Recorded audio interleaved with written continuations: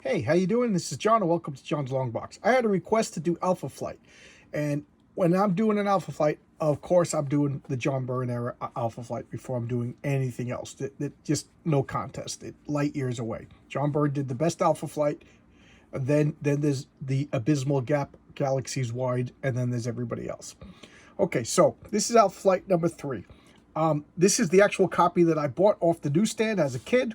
I remember going to the store and buying it. I went to Howie's. If you followed my channel for a while, I talked about Howie's. It was a stationery store, something you really don't see that much anymore. And Howie lived in the back. There was like an apartment in the back. He was an old man, and he lived with his much older mother. Just a very kind man. And the store was just everywhere you looked. There was stuff you could spend all day looking through Howie's, and you'd find new stuff. Oak tag, lottery tickets, batteries, just so much knick-knack, bric-a-brac, whatever you want to use. It's like candy. You don't see places like that anymore. And then in a little corner, he had like a little alcove of comic books, and just piles and piles and piles of I used to love looking through Howie stuff. I get nostalgic every time I talk, and I found this, and it's pretty good shape. So let's see. This is 60 cents. Alpha Flight. I just realized I don't see the Comics Code Authority on this. Wow. I never noticed that before. And we have some stark black and white. And I love the corner box.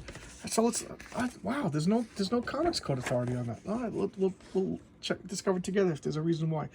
So Alpha Flight, number 1, volume 1, number 1, October 1983. And, if you're new to this, October is the month that you return the comic to the publisher for credit. Volume just means like if it got canceled and started again in comic books. Magazines used to call volumes by year.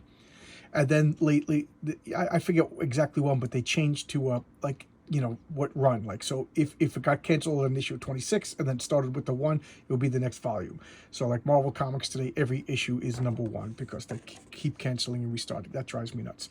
So Yesterday Man is the title. This is a splash page. A splash page is usually, but not always, the first page of a comic, and it's to be called a splash page, it has to be 1 panel. Let's look at the credits. So John Byrne, story and art. And if you know me by now, you know that I'm a John Byrne fanatic. So he's doing the writing, he's doing the penciling, and he's doing the inks. Tom Unpronounceable is doing the lettering. Andy Yankis is doing the coloring. Denny O'Neil, editor. And Jim Shooter, the Tomorrow Man. This is the Jim Shooter years, the editor. Threw me for a loop because at this point I thought Denny O'Neil was doing Batman, but he moves over to DC and becomes what he said in his own words, the custodian of Batman. All right, so here we have Snowbird. Anne Mackenzie is flying through the frozen north of Canada. And just look at the stark, look how blue the sky is. I really do like the colors. And for some reason, I've always liked Snowbird. And, okay, a little bit, well, I'll go through the comic, and if they don't mention it in the comic, because I forget exactly what's in the comic. I've read this a million times as a kid, but at this point, the first 12 issues kind of blend into one big story. So here she is. She's racing to find out what happened. And she is, well, I'll talk about it now. She is the daughter of Nelvana. Nelvana being a Canadian goddess that, not quite made up by John Byrne, but John Byrne took Nelvana. Nelvana was the first Canadian, in the real world, Nelvana was the first Canadian female superhero. Had her own and I think the guy who created her made her up whole cloth, and she's like some Eskimo or Inuit goddess or whatever. I don't know if it's really based in mythology or not. I don't know enough, but it was a Canadian comic, and it fell into public domain. So John Byrne snatched up the name and concept, and now she is the daughter of Nelvana. So she has, in what I like to call, vaguely undefined powers, meaning she has plot powers. She could do whatever the plot requires, but I will amend that by saying, because I bought a hardcover collection of Nelvana, and I got to start reading it. And I'm wondering if she is limited to all the powers that Nelvana, the original character, had. But in the Golden Age, that was like a big thing, is that superheroes just had whatever power the plot required. So here she is, she's flying down. And this is the the Alpha Flight Omnijet, and she's like, "What's going on?" So I must know. So the strange inhuman eyes slip closed, and the stirring winds seem to pause, waiting. And she has what's called a post-cognitive powers. So this is the first time we're seeing this. So what is she doing? She's seeing the past. So it's kind of like she's going to Star Frontiers. That was a lot of fun. Subscriptions. It's like she's rewinding reality. Like she's rewinding like the image of reality. So she's not like really making it, like she's not manipulating time. She's just manipulating, I guess, the past light so she could see what happens. I don't know. Call it, explain it however you want, but that's what she's doing. So now she's seeing the past. So she's seeing the plane flying, and over here, so it's happening in reverse. Boop, boop, boop, boop, boop, boop, boop, boop, boop, boop, and it gets hit by a red laser that comes from over here. And it's funny because I never thought of this as a kid, but a laser acts as a tracer, right? You could always follow the laser to find out where it's come. So when you're firing lasers, you're giving away your position. She's like, they were attacked by a laser. Oh no, who's injured? So now she's still doing her she's letting time go in the other way, and she's now seeing that's Guardian. And for those of you who are interested, he was called Vindicator. This issue, he actually changes his name to Guardian. There's Sasquatch, Walter Lankowski. This is James Hudson. James Hudson McDonald, I think is. And North Star and Aurora. And forgive me, but their names escape me. And these two are twins with super speed and super flight, and then like a little bit of like light blasting powers. So now she's watching them go off and investigate the laser. Now she's using her most commonly known power, that of shape change. She could turn into animals that live in Canada. So she is limited by like the borders of Canada. Now, I'm not 100% sure if she's limited by the geography, like the area, or if she's limited by the political. Like if Canada was to say annex the United States, would she be able to transform into, or is she limited by like the Arctic region? I don't know, but she's called Snowbird, and so far I've seen her turn into like wolverines, owls, bears, stuff that does live in the cold. So I don't know. So now she's turning into a bear. Now her problem is she doesn't just turn into a bear. Like her brain turns into a bear brain. So she the longer she stays in that shape, she's in peril of like turning into wholly a bear. So she could like forget herself and act with bear instincts. And like it happened a few times where Wolverine actually had to rescue her from her own powers. Like she was trapped. I think that's pretty cool. But there you go. What do you want from me? I love a good limitation, a logical limitation on a superhero. Like, to me, just the color yellow, I hate that. Like kryptonite, I understand kryptonite is actually pretty cool for a DC weakness, but the color yellow, I just hate that. So now she's following where the laser came from and where they went, and there's this. I love this huge technological outpost in the snow, and here we're at the present now. Look at that's Guardian now. I always love that costume. Such a cool costume. And what are his powers? He's a normal human who's trained to like the best he could train to. He's like a Canadian Special Forces, and I think he became like a captain or a major, or I think major because they joke around, called him Major Maple Leaf. So yeah, he might be a major, and he was given this suit that's like it's technological power suit, but it's not like rigid like Iron Man's. It's like almost like chainmail. So there's circuitry in it, and what does he do? He's allowed to manipulate the Earth's magnetic field, so he could use Earth's magnetic field to power a suit to make him fly, and he could convert it to like power blast and things like that. It's pretty cool. So he's the suit doesn't have particular power packs, it just runs off of the interaction with Earth's magnetic field. It's pretty cool. And this is Walter Lankowski. He's like a gamma radiation scientist who used gamma rays to turn himself into Sasquatch. And he's just the powerhouse of the team. He's Bigfoot. He's just this hulking monstrosity. And of course, he fights the Hulk periodically. It's when you're a big, strong guy in Marvel, like the Thing, you got to duke it out with the Hulk. It's just you know, if by your 5th appearance, if you're a big muscle bound guy and you haven't fought the Hulk, then what do you do? Like Colossus. Colossus must have fought the Hulk. Let me know. Any guys, did Colossus fight the Hulk? And if so, where? So now they're all trapped. And this was just like a common comic book trope. Why? Because it works. So I didn't skip a page, did I? No, I didn't. Okay. They've been doing this since the JSA back in the 40s. All the superheroes get split up into different teams and like different groupings, and then they tricks and traps. So North Star and Aurora are trapped in absolute darkness. There is no light anywhere. So now they touch, and they will. And keep in mind, it's not every time they touch. They have to touch and activate the power, and they make light so bright, so all-encompassing that there's no shadows anywhere. I always found that to be an interesting note, that the light is like from everywhere, almost like the light, the oxygen itself ignites, you know, so every molecule of light or whatever just glows, so that there is no, look, they don't have shadows. You think if they were bright, whatever, like there's no shadows. That's not casting a shadow. So there is no shadow. How cool is that? That would be like the ultimate like vampire destroyer. So now they blast the lights, and this, to me, they just start flying at super speed. Now, does the light last, or is it instantaneous? Like, they don't say that it lasts. But so now there's like lights going on, you know. So why are they flying? But then again, he does fly into something, but it also pops out at the same time. So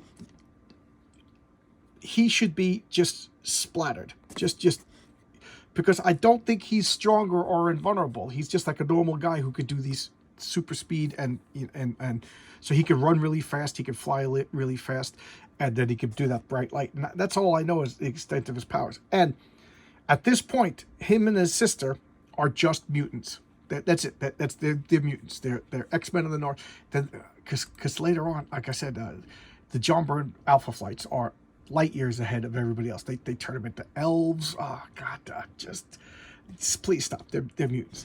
And Jean Marie Baptiste, and why can't I remember his name? But I can't remember his name. So now all of a sudden, all these bars are coming out, and now she is trapped. Okay, so there we go. And she starts to panic when Walter Lankowski. This is the last trap in the world that's going to stop a big old Hulk brute like him. He just smashes through it like a Sasquatch through a trap. And then our Guardian is reassuring her. And what happened? Her weakness is she's got a split personality. She's Aurora, her superhero name, and Aurora is sexy and flirty and dare I say, like, promiscuous. You know, they hint at that, but, you know, I think in today's comics they'd be a little bit more explicit. And she loves her skin-tight costume. She loves the attention she gets from men. And then she's Jean Marie Baptiste, a prudish school teacher in like a school for girls that like thinks like lewd behavior is wrong and everything. She wears her hair in a bun, so she's total. And when she reverts from personality to personality, it's total, you know. And so they asked her, how did she pass the psychological test to pass? She's like, because when she was Aurora, she was only Aurora. If we knew that she had two personalities, we wouldn't have let her on the team. But now she's on the team, so he's trying to, and now she's, you know, the meek, mild-mannered. Right now, that she panicked and reverts. So he's like, we gotta do something about that. Look at the cool panel. John Byrne was really good with the motion. And now he's waking up and he hears screaming. He's like, what's going on? So he goes to fly, and here we have Marina, or Mariner. I always said Marina, but it could be Mariner. But like I said, I'll get to that. So there's something about her design that I've always liked. She's just like a cool design. Like she could have just been green, but she's like yellowish green, and then the way he inks it makes it seem like she has like slippery skin. And then I like the costume, and then the big eyes. I just thought she was just cool, inhuman enough to be interesting, human enough to be sympathetic. You know, I don't mean to be who I'm going to insult Martians, but like if you're not totally human looking, or we can't empathize with you at a human level, like it's hard to care. You know, that's why you know, the Blob or something like that. Nobody cares about the Blob. You know, he's just a blob. But she is human enough, and that's why what's his name? James Cameron made the Na'vi, big eyes and cute and sexy, because he wanted you to empathize with them. And here is the Master. And I heard somebody say that John Byrne kind of had this kind of beard, so he was kind of like goofing on himself being the Master. But this is the Master. And this is Alpha Flight's big baddie. This is the Dr. Doom of Alpha Flight. And I think it was around issue 6, I saw John Byrne at a Comic-Con in New York. And he was goofing on the Master, how he was just like, yeah, you know, all the good names have been taken. So I was stuck with the Master. And he calls himself the Master of the World. And he's like, yeah, what do? I got to come up with more villains because the Master was just defeated. I can't have issue 5, the Return of the Master. You know, so he was pretty funny. He cracked me up. So what do we have here is this guy is a jerk caveman.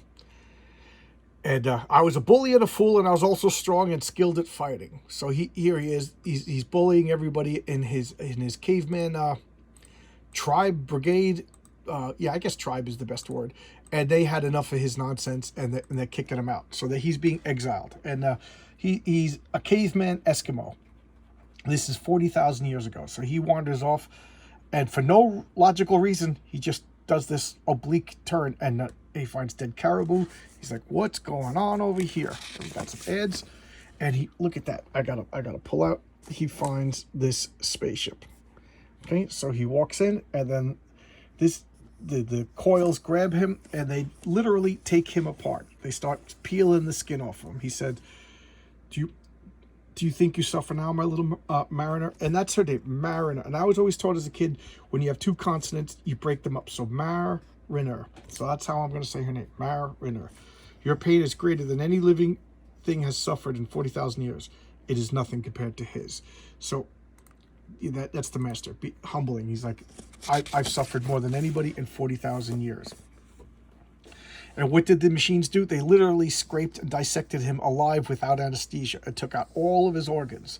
And then they reassembled him into a perfect human. And that's what he did. I am now the Master of the world. And I think not. And here we have the Submariner and the Invisible Woman. They're coming in to beat the crap out of the best. So this was issue number 3. And this was a common tactic that you would have guest stars to boost sales. But the cool thing is, they're not on the cover. Nobody knew. They're on the last page. So they'll be on the cover next issue. And now we have continuing the origins of Alpha Flight. So here we have James.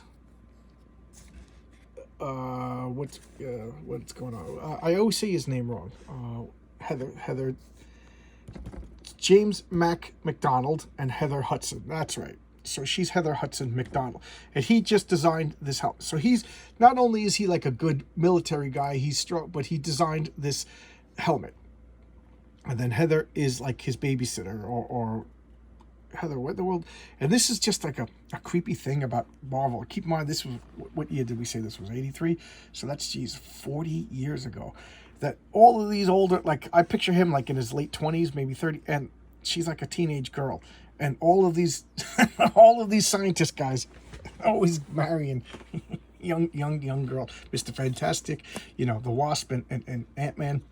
Although I think it's easier to imagine them as more the same age, but not at first. So he's like he designed this so that what you do is you wear this and you control a suit of armor, and you use the armor kind of like an avatar to go, and he wants it to go like underground mining, underground oil rigging, coal mining, all the dangerous stuff. But of course the military wants to use it. So he's like, yeah, they can have my suit, but this helmet is mine, and the suit's helpless without the suit. So she's telling him, well, what do you do? Stand up for yourself if that's what you think you're going to do. And she's always been like his backbone. He's kind of, like it or not, this character's always been kind of wishy-washy. And then Heather comes in and tells him what to do and gives him like a moral compass. He later dies, and she becomes Vindicator and then becomes a Guardian, and she becomes leader of Alpha Flight. And I think that was evident from the beginning. So here he's talking about, he's making a compromise. He is working for, they set up Department H, which is like Canada's version of S.H.I.E.L.D., and they talk to the Prime Minister, and they sign it into law, and here you go. We got some ads, we got Kool-Aid Man, and they give him the suit, and he is now Guardian. They find Wolverine, And ta-da, he becomes Guardian. What a cool freaking costume, you know? So the Fantastic Four appear, and he's just like, superheroes. That's what we're going to do. I'm going to become a superhero. So he makes the suit a little bit more form-fitting and becomes the Canadian Captain America. Oh, such a good costume. Such a good costume. Alpha Flight. Oh, man. I love Alpha Flight. I absolutely love Alpha Flight. So I talked about the ball. Walter Lankowski. After John Byrne left, they kind of just ruined all the characters. She becomes an elf. Puck, one of my favorite characters. He's not really a dwarf. He's really a big guy who's cursed by a magic sword. Oh my God, it's just awful. Just awful. And Bill Mantlo did some really horrible, like Mannequin. Oh my God, what a horrible, oh God, Mannequin. He was just a horrible member of Alpha Flight. So bad. And I love Bill Mantlo's Micronauts, but geez, I hated his run on Alpha Flight. I like hate Reddit. It's one of the few comics that I just continued buying just to see how awful it could be. And you know, it was still sales. You know, there you go. All right, so thank you for requesting Alpha Flight. I think tomorrow I'm going to start the Who's Who. I forgot that I wanted to do that next. All right, so I'll see you guys tomorrow with another video. Thanks a lot. Thank you so much. Bye-bye.